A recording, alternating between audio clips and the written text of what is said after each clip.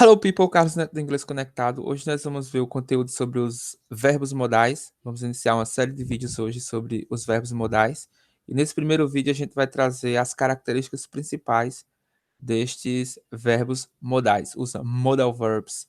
Esses verbos eles são muito interessantes por conta dos detalhes que fazem com que a gente deva usá-los em inglês. E às vezes os estudantes de inglês se confundem bastante sobre quando utilizar os verbos, porque eles às vezes dão a possibilidade de nós utilizarmos um ou dois ou três verbos para uma só situação. Vou compartilhar aqui a tela para que a gente possa iniciar a nossa discussão sobre essa temática. Só um momentinho, gente.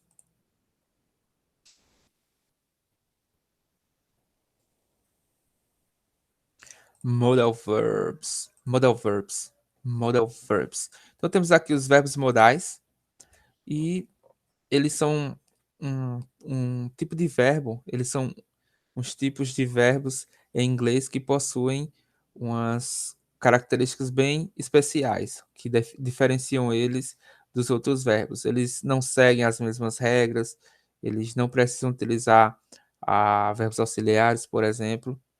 E esses verbos modais, eles são vários, possuem vários tipos. E eu trouxe aqui para vocês alguns deles, como must, os principais no caso.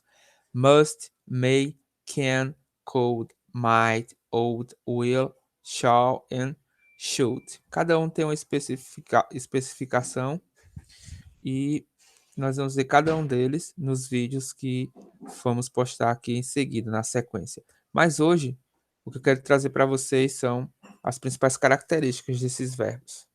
Os verbos modais, can, could, may, might, must, mustn't, should, although to, são verbos auxiliares que dão um significado específico para o verbo principal, como, por exemplo, habilidade, permissão, possibilidade, obrigação, dedução.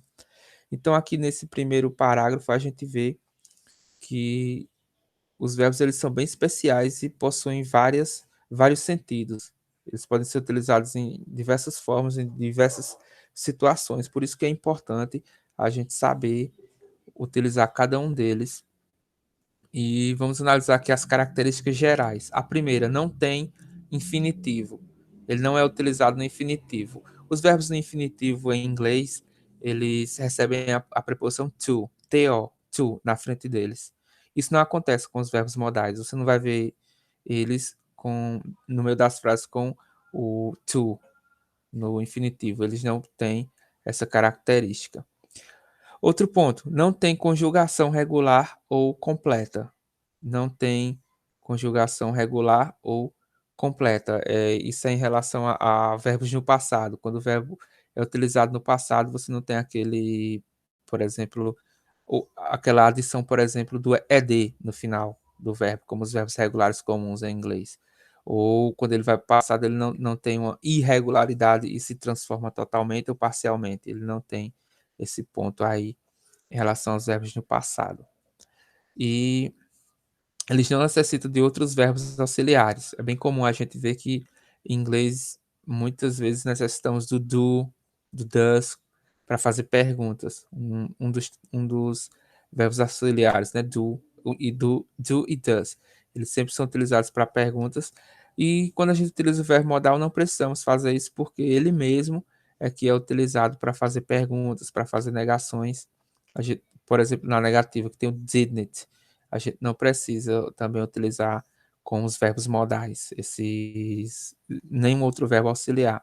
Ele é bem parecido nesse fato, nesse caso aqui, com o verbo to be, que ele mesmo faz construções na forma interrogativa, na forma negativa, sem precisar de um verbo auxiliar.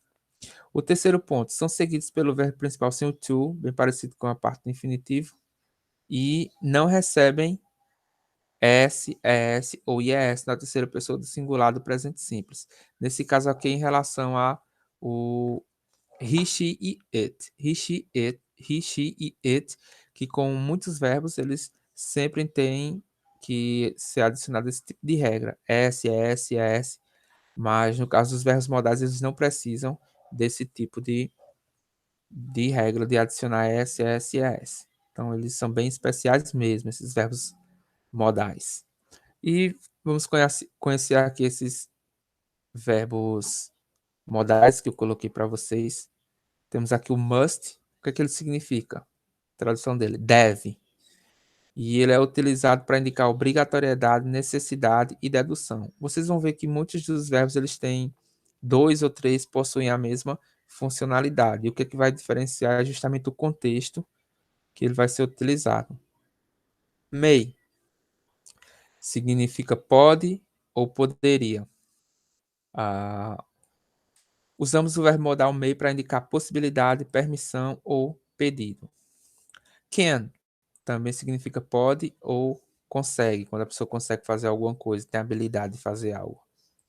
Então, ele vai expressar capacidade ou possibilidade. Could pode significar poderia, podia, conseguia. Usamos o verbo modal could para indicar permissão, habilidade e possibilidade. Ó, possibilidade e permissão também, may. Então, temos may could, que tem a mesma função. Mas could é utilizado em uma situação e may é utilizado em outra. Might significa pode ou poderia e é utilizado para falar sobre probabilidade de algo acontecer ou não. Would significa gostaria e a gente utiliza para indicar pedidos ou desejos. Will, que é o verbo no futuro, é indicado para utilizar essas ações futuras. Shall, usamos o verbo shall para indicar sugestão, convite ou ação futura. No caso de shall no futuro, ele não é tão utilizado hoje em contextos informais. Ele era bem mais utilizado antigamente. E por fim temos o should, que é deveria. Temos inclusive aqui um vídeo curto falando sobre should, aqui no canal, vocês podem procurar.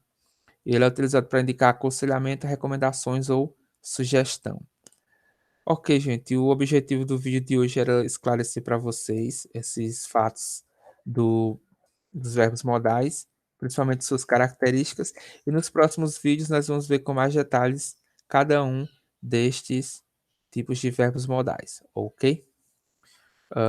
That's all for today. Isso é tudo por hoje. Obrigado por assistir nosso vídeo. Qualquer dúvida, dica, vocês podem colocar aí nos comentários. Curtam o vídeo, compartilhem com as pessoas que gostam do inglês, que querem tirar dúvidas do inglês. E não esquece de seguir a gente nas redes sociais, no Instagram, no Facebook, temos a fanpage também. E também aqui se inscreve no nosso canal. Goodbye and see you soon.